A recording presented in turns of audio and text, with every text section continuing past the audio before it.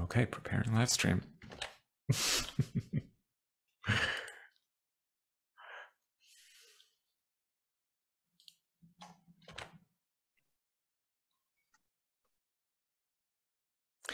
And we're live.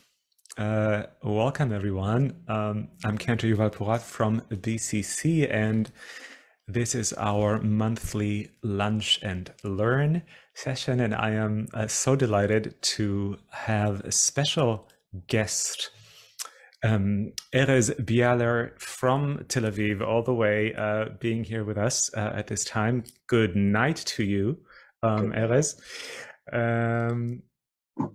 So we'll have about an hour to talk a little bit about you and who you are and what you do, but allow me to introduce yourself first. Introduce you first. You are the curator and director and owner, if I'm not mistaken, of the Pan Gallery. The Pan Gallery has the tagline "Homo Art for All," and there it is. And from what I've heard from you, as well as from what I was able to gather from your website, the Pan Homo Art Gallery is the first and only gay art gallery in the Middle East, based in Tel Aviv. And its sole purpose is to present, sell, and spread out contemporary gay art and to bring forth the best gay artists to date, with an emphasis on male body art. Pan is named after the famous faun, and you are the one who founded it and curate the artworks and collect the artworks. A little bit about you.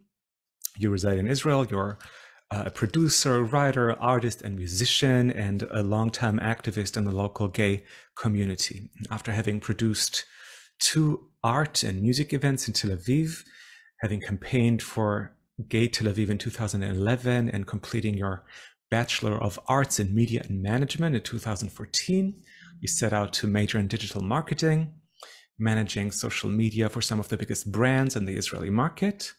You released your first EP in 2015, which I'm very curious to listen to, under the pseudonym EZB. And you also carry the title of being the first ever openly gay Israeli hip-hop singer. All very fascinating attributes. You launched the gallery in April 2021 after a year of designing and branding and curating. And the first exhibition debuted in June 2021 during Pride. Since then, you've been collaborating with various hotels and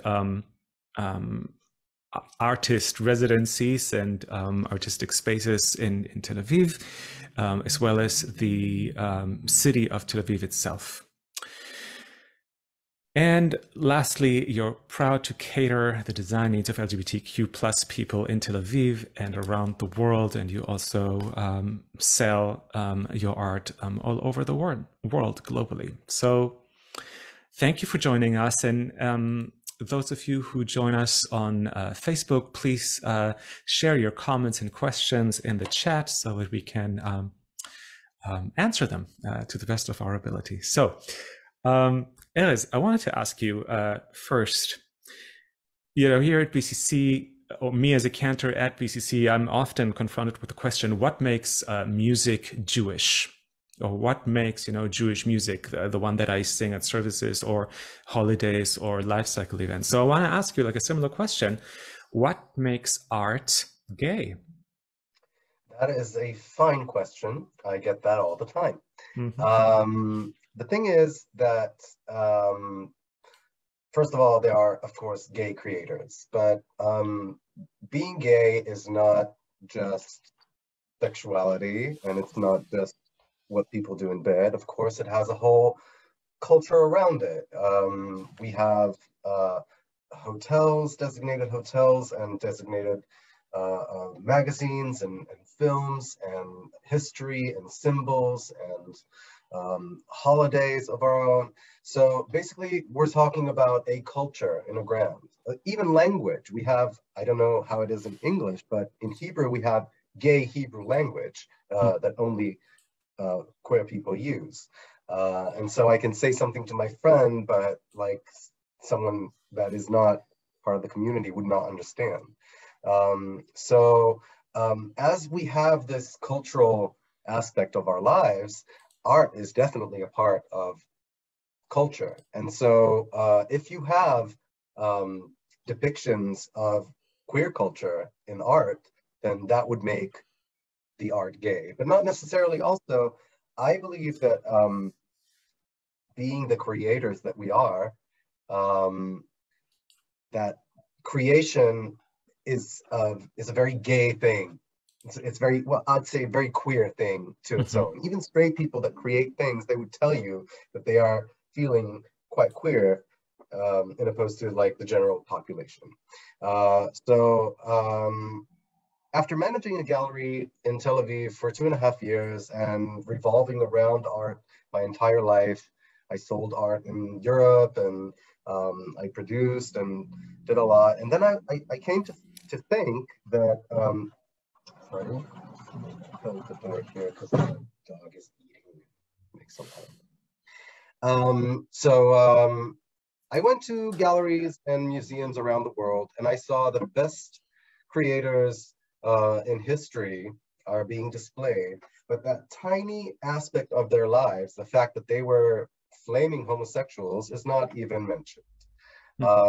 And a lot of the times, art that changed the world, art that changed the way we view things, the way we see things, is made by LGBT people.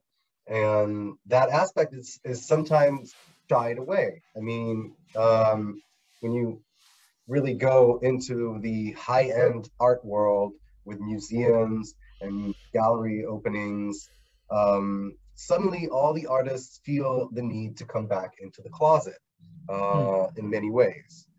And that really disturbed me. And I decided that Tel Aviv is probably the gayest city in the area. And so it's only natural to have a gay art gallery in the gayest city in the Middle East. So since there wasn't one, I opened it. Yeah, it's kind and of, also, yeah. And also I know a lot of gay artists. There is a lot of really fantastic art coming out of this area. This mixture between people that we have here, Jews and Arabs, and also Christians, and people of like the entire LGBT canton, we call it, or how do you call it, like the rainbow, you know, the entire the rainbow. spectrum. Yeah. The spectrum, exactly. So you have such fantastic art coming out of here that it would be a shame not to present it and to show it to the world. Well, I would love to see some examples of the artworks being produced currently or in recent years. And I'm also curious to know, what is the appeal for gay artists to show their creations at an exclusively queer space versus, let's say, a modern art museum that is open to the general public? Is there like a particular appeal? So in my experience, the art world is, or the art business world is very conservative. And to be able to display things that don't really correspond with that conservative view is difficult sometimes. For example, one of my artists was, when he was 29, he was dating one of the most famous artists in Israel, and he was 30 years younger than him. So they had 30 years between them. He was 29, his partner was almost 60. And they had this piece of photography together that they wanted to display in the Israel Museum back in the 90s. And the museum said no, because it was just a picture of them lying in bed together in a hotel. Nothing, you know, nothing too sexual or extravagant. It was a very intimate moment between them two, and the museum wouldn't display it. And so the artists had to go to court and pay a lot of money to have court say that there's an injunction and they have to present it. They did eventually, but behind a curtain. Wow. And that was back in the 90s. Even like a few years ago, there was a gallery in Tel Aviv that displayed a video piece in the window of two men kissing. And someone called the police. And the police came, that was in 2018, if I'm not mistaken, or 17, I'm not sure. The police came and demanded the piece off the wall. And eventually, of course, they went to court as well, and the piece was allowed to be displayed, of course. But the mere fact that the police came and decided that this cannot be displayed because it offends the public is bewildering, especially in Tel Aviv, after Tel Aviv is cashing in on gay tourism so much, then to have this. So it's so important to normalize queer, I guess, environment or somewhere that is a little bit more queer and more provocative, I'd say, and less conformism. And this is why a lot of the artists that create for my gallery find really creative freedom to be able to do whatever they want without having their wings clipped by the public. So yeah. I love that you use the term like freedom, and it is so important, for every human being to have a sense of being free to be authentically who they are, and liberating oneself from, I guess, censorship or judgment or just being confined to certain like standards of what is worthy of being displayed or considered art. I would like to show the piece. It's on my screen right now. I don't know if I can show it. Can I think you should be able to share the screen, yeah. Let me see if I can do that. How do I do that? Share screen. It's right in front of my face. Yeah, so this is the picture that I was talking about. As you can see, it's a very intimate moment. It's very not sexual. And on the right, we have Moshe Gershuni, which was one of the most groundbreaking contemporary artists in Israel, who also came out of the closet when he was in later years. He was in his 60s when he came out of the closet. And the photographer of this picture, Zohar, lies next to him naked. And this was taken in a technology that's not used anymore. It's called SEBA print, where you take the picture directly on the slide. And it's taken from the reflection of a TV screen in a hotel. That's the picture that made such a big fuss that they wouldn't display in the museum. Now, I wanted to show another piece by, actually, it's in here, Queer Climate. This piece was sold to to a club in Tel Aviv. And maybe I can, hold on, I'll share it. So can you see the details? This is made, burned on wood and painted with varnish and burned in the bottom because it was made especially for an exhibition that I curated in Brown Hotel and the Poly House Hotel, and the theme was queer climate. I was really distressed by the fact that we can't do anything with what's happening with the climate, and I wanted to express that in a queer way, to have like the queer aspect of the climate crisis. And so I asked my artists to try and express the crisis in their own way. And as you can see, there is a penis here, and here's another one. And I cannot present this on Facebook and Instagram and in other conservative places. So I had to censor my posts. But this is what Michael made. Michael Goliani is a very, very talented designer. And this piece was sold to a club in Tel Aviv.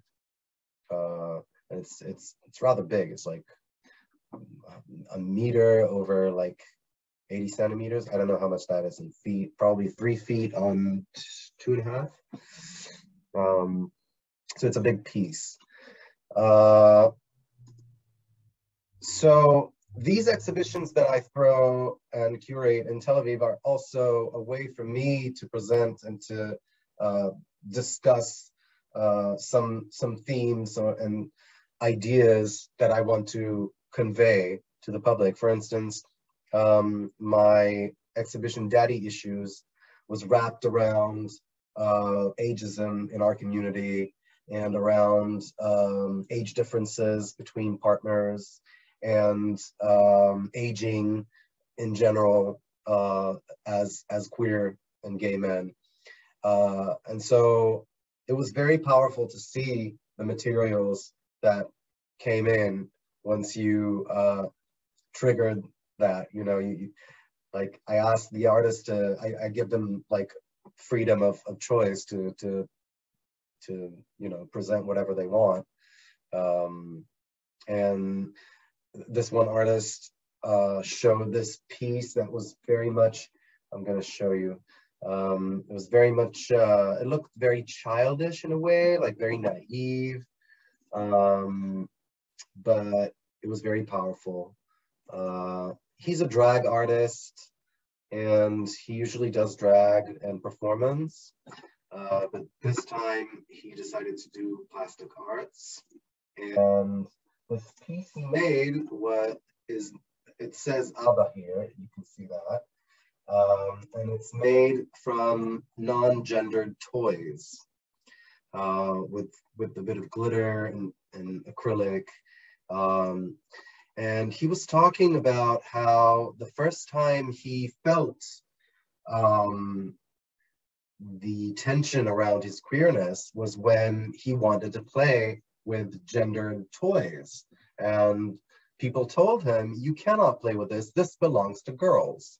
So, and also the tension between being a queer man and wanting to have children, or, you know, having his own experience in that way. So he wanted to present a piece that would like make people think about these toys, these gendered toys.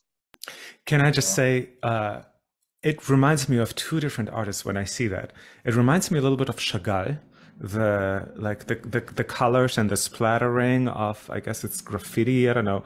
It has like this almost like celestial, like heavenly quality, you know. I'm just like looking for the violinist, you know, the klezmer person, like, or the bride and groom somewhere in the picture. And the other thing, which is like a complete contrast, is Giger, H.R. Giger, you know, the guy who made like the Alien aesthetic. Right.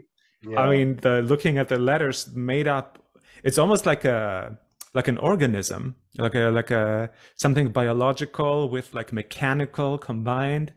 I don't know. These were just like my two first associations. I imagine and it's Nona Shalant. I know Nona Shalant. Yeah. Oh, yeah, she's wonderful. She is, and a great poet too. Wow. Yeah. Oh my God. Like, their performance is really, really good. Yes, quite fun. Wow, I didn't know. So, and their pronouns are they? I'm not sure. I don't know. I mean, it's a she, it's a he. Yeah. Wow, what an overall. Whenever you catch him, you know, sometimes you catch him when he's fantastic. Sometimes you catch him when he's a she. So Yeah, that is yeah, incredible. I had no idea that. I mean, they're like a multi-talent. yeah. Um, And I had the privilege of presenting the first plastic arts piece that he uh-huh, made. uh-huh. Do So you know, do you know if he's a parent as well? I'm just he curious. wants to be. I Wants to know. be. I know he Uh, wants to be. And yeah. he also talks about his relationship with God in that piece because Hmm. Abba, as you probably know, means God as Hmm. well. Hmm. Um, Hello, Tracy. Yes. Nice to Hi, Hi. meet Tracy. you. I don't even know what ABBA means, and I don't even speak Hebrew, even though, It's all right. yeah. Abba So means that was father. an incredible piece. I was really thrilled by it, actually. Um, could you describe again, if you did, I missed it, it just what it's made out of and how big it is? The piece is about, I think, 70 centimeters on, no, it's more, it's 80 over Really? 60. Wow. And it's a big piece.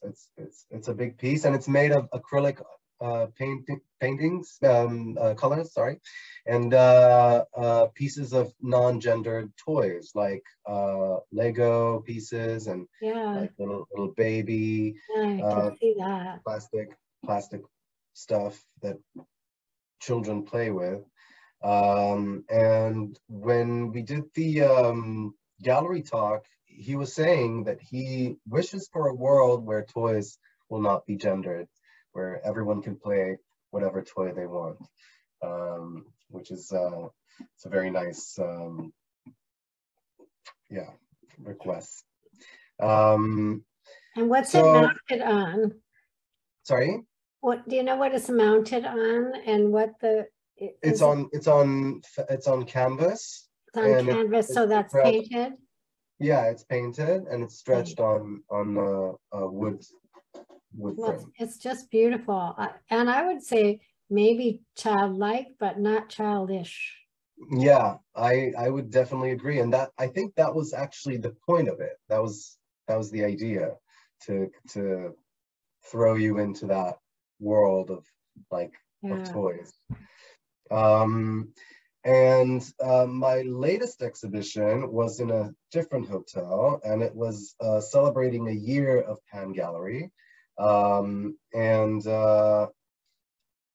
in one of the cases, I have to show you what I was talking about censorship earlier. And in Queer Climate, I had the privilege of presenting a piece by one of the most prominent artists in Israel. He won awards, and he got wait, I'll show you the piece I'm talking about. This one, Israel Dror Chemed. I don't know if you know the name, but he got a solo exhibition in the Tel Aviv Museum of Art. And that is a big deal because not everyone gets to have a solo exhibition there. And he paints men in various situations in oil. And so I had a really huge privilege to have this award-winning artist in my exhibition. And it was hung in the entrance of the hotel.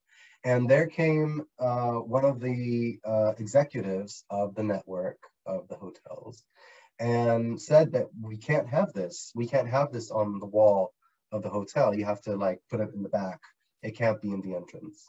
And so I had to take down this beautiful piece and put it behind the wall where, you know, it's not the first thing that people see when they enter. But definitely one of the pieces that I'm so proud I had the opportunity to present. And you should follow him. He's a rising star now. He, as I said, he had his Tel Aviv Museum solo exhibition, and now he's working on, he had another one, and he won the Schiff Award, which is a very, very prestigious award. So he really has his own way. And so stuff like this cannot be presented in the black tie, conservative art business world per se. So this is why my gallery is an outlet for art pieces like this. And it's funny because people would not say in the Louvre or in the Met Gala or in, you know, when they go to other places of art, when they see nudity, they wouldn't say that it's not appropriate. But here in Israel, nudity is very, people are very sensitive to it, and especially frontal male nudity. And I believe that normalizing that helps a lot to people who are less conformative, less conservative. And this is a part of my goal, one of my goals. Yeah. And at the moment, I'm looking for another space to present. I've been speaking to several places. I'm working on a new exhibition to show the underground of Tel Aviv. Tel Aviv used to have such a great underground scene. It was very raw and dirty and full of like mischief.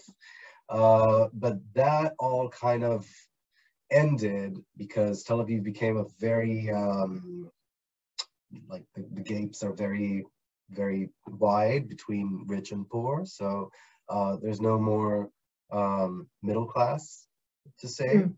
And so like there's no more underground parties that much because it's very illegal to do them. And I think a lot of the people that were creating the scene in the city moved out because it just became so expensive, kind of like what happened to San Francisco. And so I wanted to do something to show that side that is not being shown anymore because everything is glitzy and glossy and high tech, and you know, there's no more underground. And so yeah, I'm working on that. I'm hoping to have this one. Will this show like the current underground or underground of days past? Current. So there still is, despite the a gentrification? Little bit, yeah, a little bit. I mean, there always will be, but you have to really find it. It's not as prevalent as it used to be. Yeah. How do a lot you, of the artists have moved out. Yeah. Yes. How do you come up with topics that you want to cover in like a year? What inspires you? That is a good question. When I was thinking about this theme, it took me a while. I was like mulling it in my head, and I was going on my my electric moped around the city, and suddenly I was like descending down to this like underpass beneath the the courthouse. I don't know if you've been to Tel Aviv, but around the courthouse, you have this underpass that you go through the park and you head out. And it smelled so bad out of urine. And like, I was thinking to myself, like, I'm in the most expensive city in the world, and I'm going down under. And as soon as you go down under, it starts to reek and to be rotten and like, what's going on underneath, you know, the surface? What's happening there?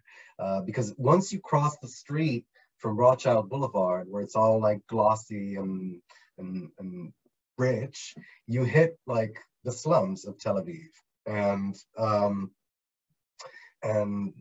stuff are happening there, you know. Especially when you talk about like the trans community.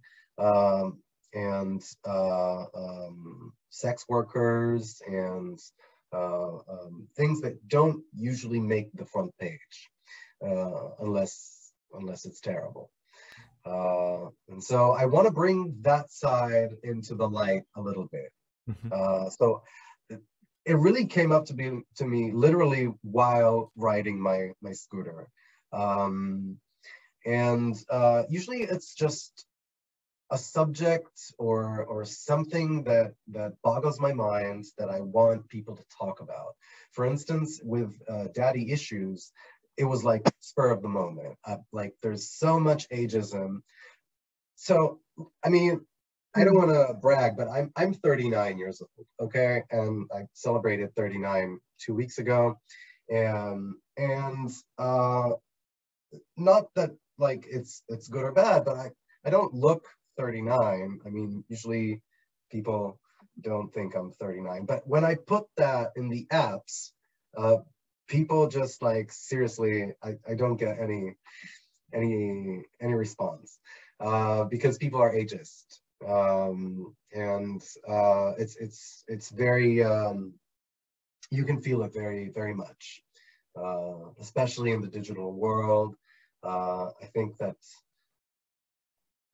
the apps really brought us a long way, but also took us back a long way, because we used to be able to talk to each other, and now it's getting to be quite impossible. People don't have the social skills anymore, and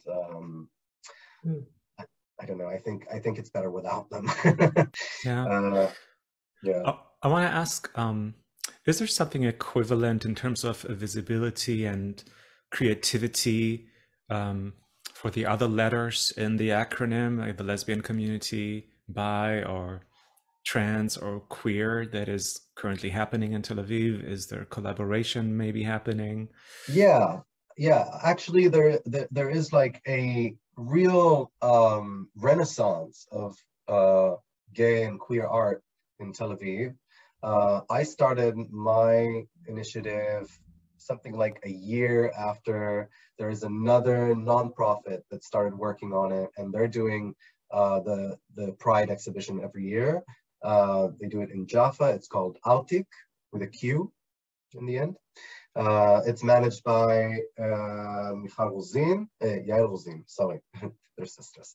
Yael Rozin, and she curates the art, and she does a wonderful job at bringing like the like really grassroots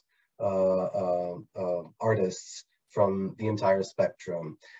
My gallery is more about the male figure art, yes, for sure. Like I decided to dedicate my space, I would say, to male art. But since we are doing Pride, and I do like fantastic art, and I want to have more diversity. So during the last exhibition, I had an amazing artist. She's a groundbreaking artist named Irit Rabinovich. She had her work presented in the first LGBTQ art exhibition that was made in Tel Aviv in 2009. And I have the honor of presenting her in my last exhibition. I'll show you now the piece. It's wonderful. Can you see it? Yes, we can. Mm-hmm. Good.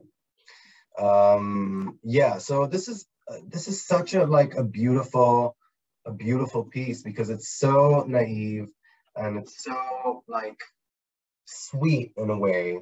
And also you can see that down low on the bottom, you can see she painted like a miniature painting that she has, like it's like ars poetic. She painted a painting inside the painting. And she put also like real sand and shells here, and this piece is like a showstopper. I put this piece in the entrance of the hotel, and seriously, people stopped in the street to stare at it. It's not every day that people see women like that, with their breasts hanging out, and they're not entirely sexual though. This is very like they're very intimate, but not very sexual. And this is what really caught my eye. Like, you don't really find gay art that is naive like that, that is lesbian. You can see works by Rafi Peretz. I don't know if you know Rafi Peretz. He's also one of the groundbreaking Israeli artists. He started working in early 2000s and made his name doing naive gay painting of Tel Aviv and such. I have another piece here by him. Let me see. Where is it?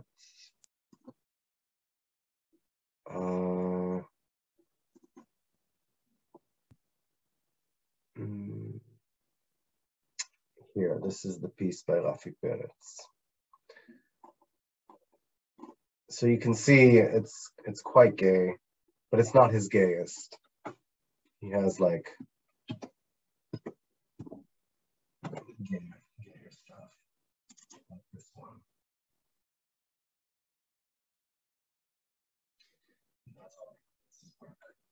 And when you say gay art in Israel, that's the first thing that comes up is Rafi Peretz's work. I don't think we're still looking at the picture of Irit Rabinovich. Oh, okay. Yeah. Okay. So I will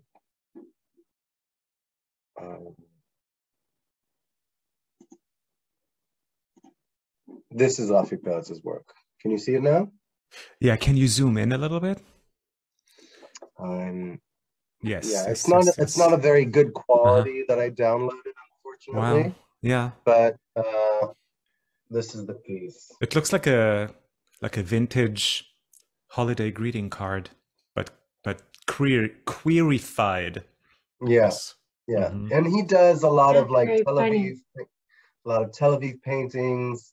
Yeah, I also have the privilege of offering one of his works in my gallery as well. So I wanted to show, hold on.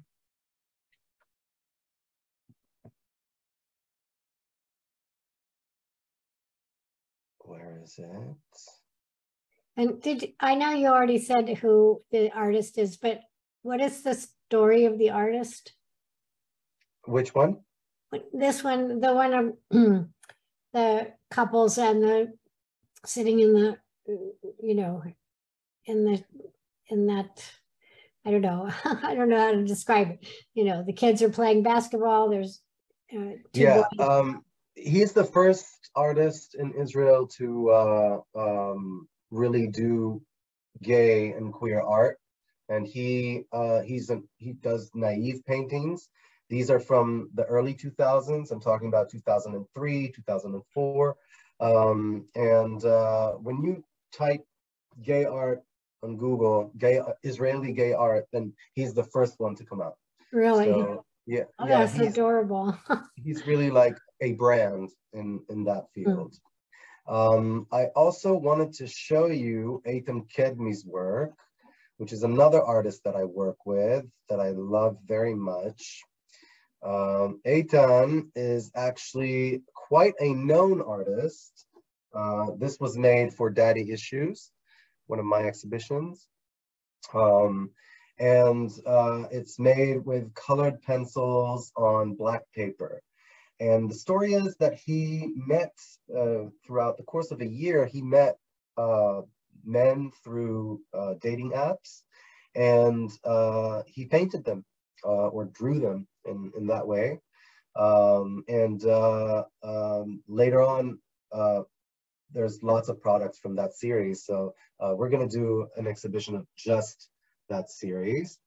And in this like piece of art, it really displays some sort of like older male sexuality, something that is sometimes very hidden in a way, because like once you're past, I don't know, 50 or so, then you're canceled. But here we have a very attractive man who's obviously past his 50s, and he's looking right at, the painter, like the point of view is like looking in the eyes. I really love this piece very much. And Eitan is actually mandala artist. He does mandalas. He has a mandala course, and he's an expert on that. But he's also pretty much a well-known artist in Israel who came out rather late in his 50s as well. So it is very exciting for me as a young gay and queer guy to be able to present his work that was never presented anywhere else. Like these pieces of him that he made that are totally gay art would not be accepted in the fine art galleries in Tel Aviv for some reason. So that's what he said, that he's very excited to have an outlet to present these works. And that's basically what I'm looking for, to be an outlet for the people. Also, I wanted to show another piece by Kate Zakharova. It is quite rare that I have women doing gay art, but there are some. And this photographer, who has such a Mapplethorpe-ish aesthetics, she is a Russian lesbian who, my mouse is not working very well.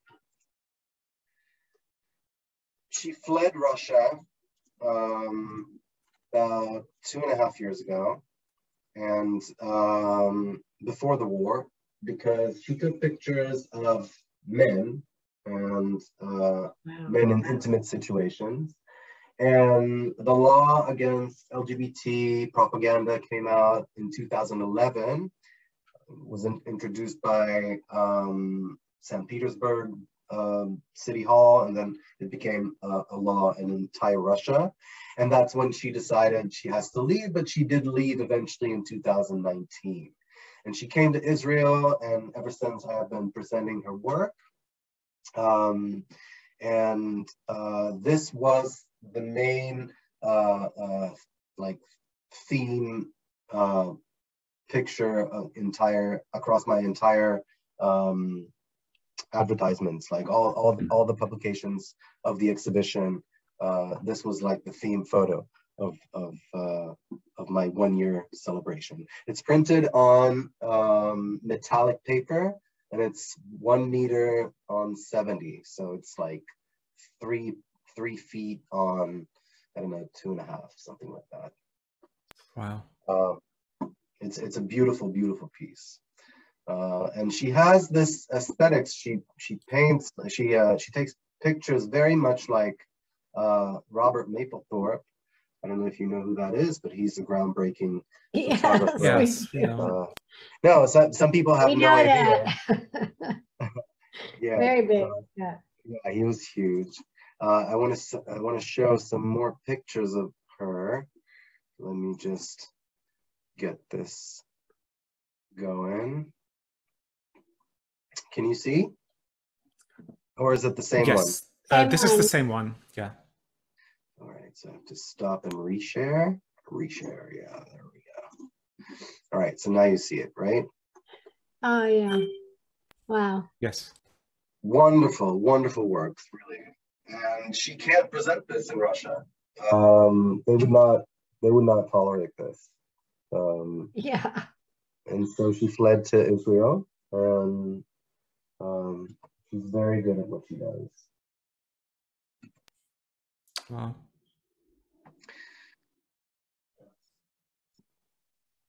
And I love that she's working in black and white. It's fabulous to see.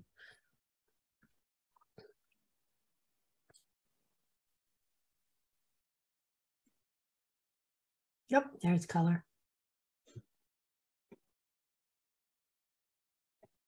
She works a lot with dancers, and so you can see really their bodies accented. Oh, that's so.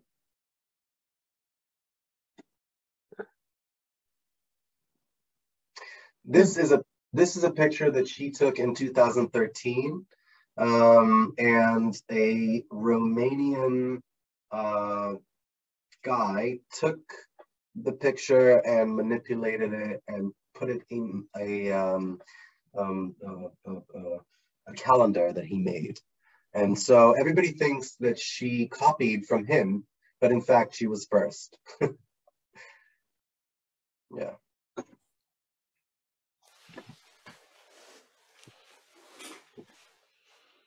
So that's Kate's. So I do like to, like I said, I do like to present works of women. And I showed you Irit Rabinovich's work and Kate Zakharova.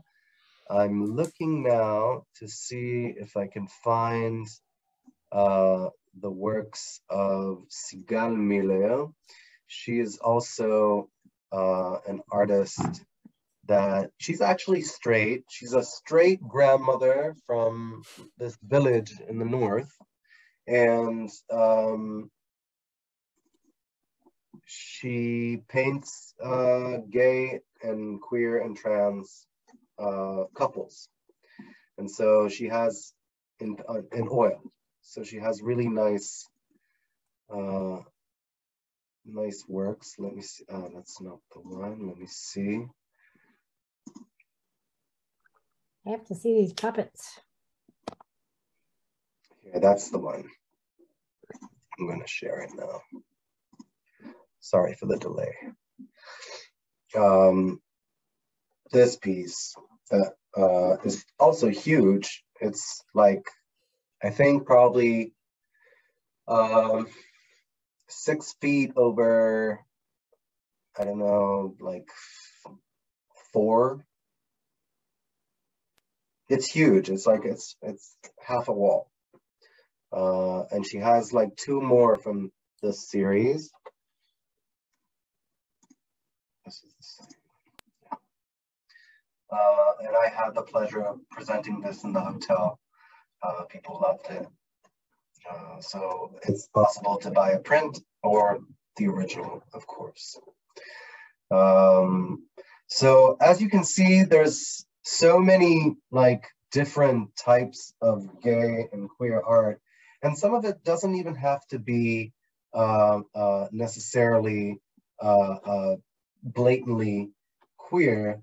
I mean, if we're talking about, for instance, idols and identities is an exhibition I did, and I presented a piece by a dear friend of mine and a wonderful artist named Eyal Aleph Ophir.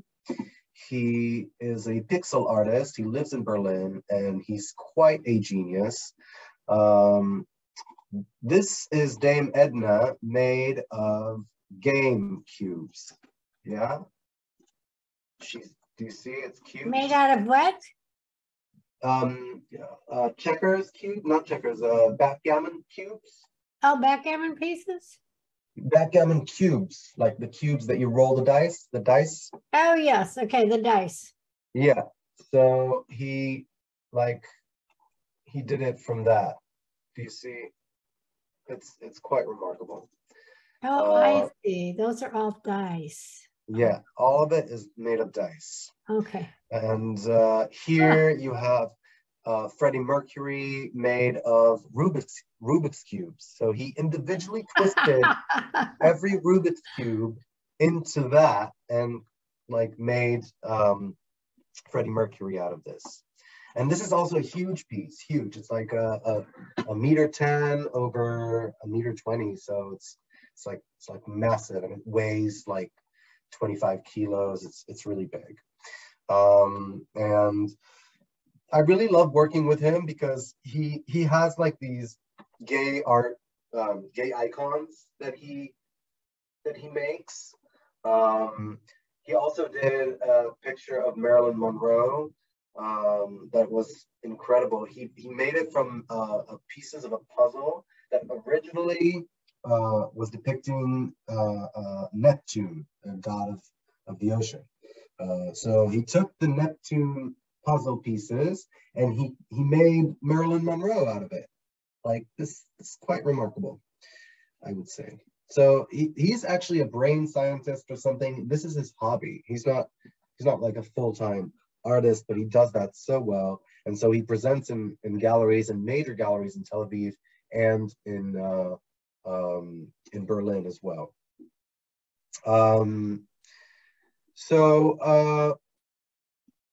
Yeah, I was gonna talk also about how important it is to normalize homosexuality in like the public space, because whenever you hear about homosexuality, it's always like in the context of either clubs or saunas or activism of some sort, rights, and we really don't get the time to like appreciate the aesthetics of it sometimes.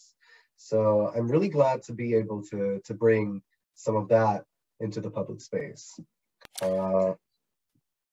Thank you, Erez. And we are so glad that you've found us. And I think I can speak on behalf of everyone watching that it's quite amazing and quite inspiring to watch all that creativity and originality also coming out of the Israeli queer community. And I know that I will make sure to visit your gallery once I'm in Israel. I hope that by the time that you arrive, I will have my own space. Yeah. And I'll be able to really show it all. I'm gonna invite you all to step into my website. I put it on the chat here. Oh, I didn't do it very well. It's not a link. I'm gonna put it in on the Facebook chat as well. Yeah. Please. And yeah, get yourself something nice. This is how I managed to go on. Yeah. Well, thank you so much, Erez, for your talk, for your presentation. Yeah. Oh, yeah, I loved it. I did some screenshots, so yeah, that's so beautiful. Thank you so much. And I hope I'll be able to come to Los Angeles and present some gay Israeli works. And that maybe would be fantastic. From there somewhere. I think you'd probably be well received. Yeah. I'm open for it. Thank you. So all the best to you, and I'm excited about this connection that we've established. Thank you for this opportunity. I really appreciate it. Maybe see you in Tel Aviv Pride sometime. Yes. Okay. All the best to you, Erez. Bye. Bye. Thank you.